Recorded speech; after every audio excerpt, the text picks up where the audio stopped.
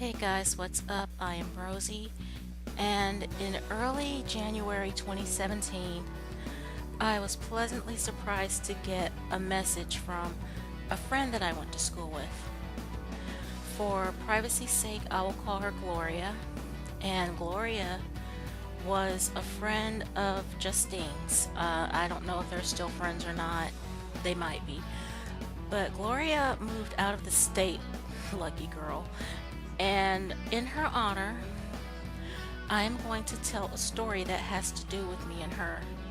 Now, I wrote her a message back in August 2013, I think it was, and I forgot that I wrote her anything, but I am glad that she got in touch with me. So, Gloria, this is for you, and this has to do with the time that she and I skipped school to go and see Justine. Now, I can't remember if we went in the morning or if it was in the afternoon. I can't remember if we skipped the whole day or just part of the day. It was so long ago, I just remember that this happened. And to this day, my mom still doesn't know about it. If she does, she never told me. But,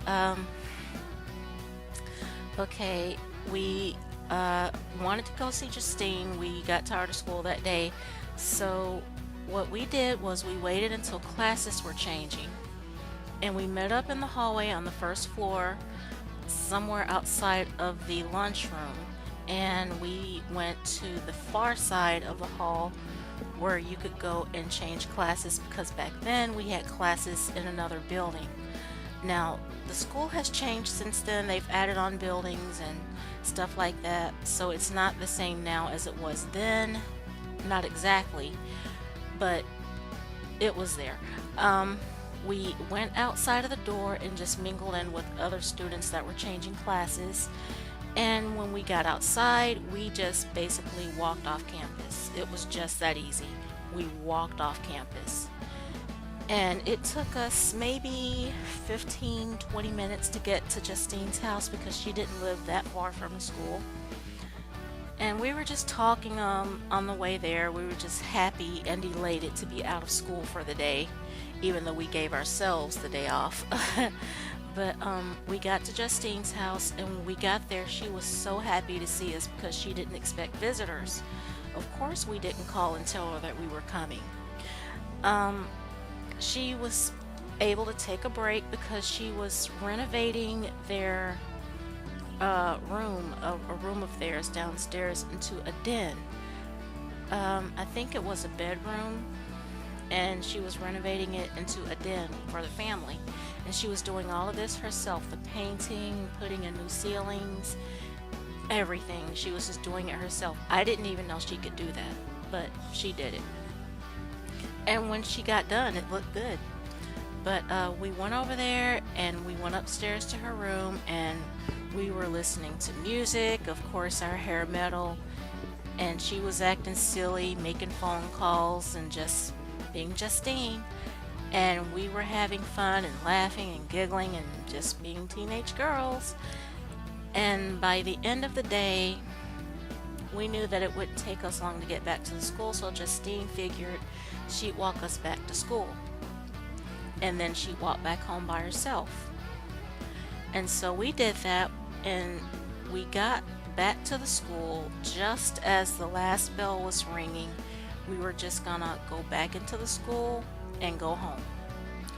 We were almost there. We were almost freaking there. Almost home free. No problems, no worries, no nothing.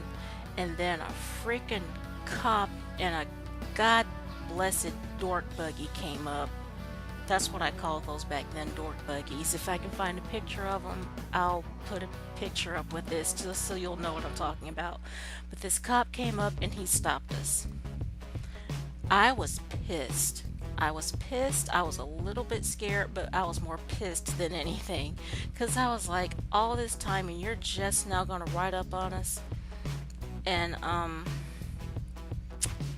okay, first he questioned Justine, and she couldn't care less. By then she had quit school, so she had no worries, no cares. And she was like, I quit school, so I really don't care. And he was like, well, I'm going to call your house. And she said, call it. So he called her house. Her grandfather answered the phone. God bless him. I think he said something like she was out of school sick that day or something. I don't know. But when the cop relayed this message to her, she just kind of laughed and shook her head and said, that was my grandfather. He doesn't know, but I did quit school. If you want to, I'll give you my mom's work number. You can call her and talk to her. I really don't care. And I guess she wasn't scared enough for him. I don't know, but he didn't seem to like her very much. But he just kind of turned his attention to me. I was defiant and just pissed off. I was livid. And he told me that since it was my first offense, he would just let me go, and he wouldn't write me down or write me up or whatever it was. And he said he may or may not call my mom. So for the next week or two, I was paranoid, and I had made up my mind before I even got home that if he left a message on our answering machine, I was going to get rid of it.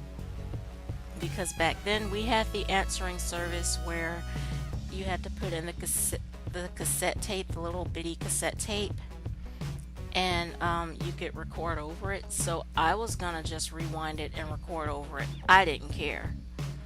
And every message that came through that week, I didn't care if my mom and stepdad missed messages. I didn't care. But every message that came through, I checked them. But thankfully, the cop never called.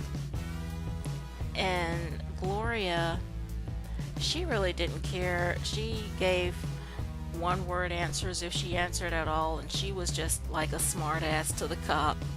She got my kudos, man. But I don't think that the cop liked us very much because none of us were really scared. I kind of was because I had never gotten stopped by a cop before. But I kind of just played it cool. Like I said, I was more pissed off than anything. I really, really was. And I knew that if he did call my mom, I would have been in bukus of trouble. But thankfully, he never did. And let's just say after that day, that cop, every time I saw him, I hated him. I don't hate people as a rule. I don't hate anybody, but I hated that cop. I hated his guts. I glared at him. I don't know if he's living or dead now. I hope he's still alive, but I've since forgiven him. He was only doing his job. But back then, I was a teenager. I didn't give a crap, and I hated him. So, yeah.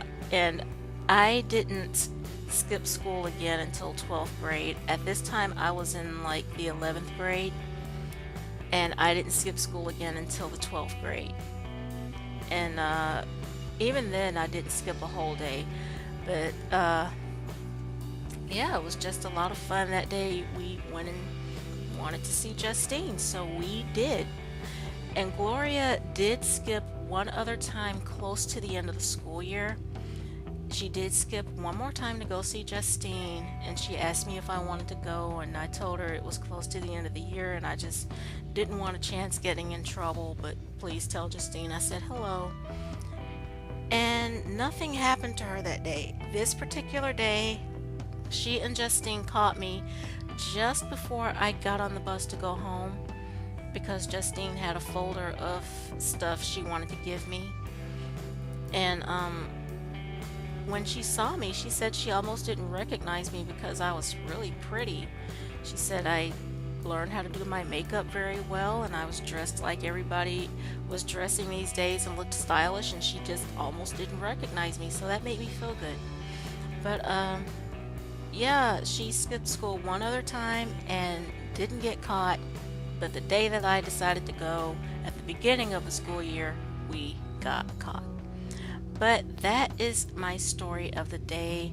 Gloria and I skipped school to go see Justine. Gloria, if you're listening to this, I hope you know who you are. So what's up, girl? And Justine, if you ever hear this, Hey girl, love you. And I hope you guys liked this story. If you did, please give me a thumbs up, share, and subscribe for more. And I hope to see you guys on the next upload. Love you very, very much. Bye for now.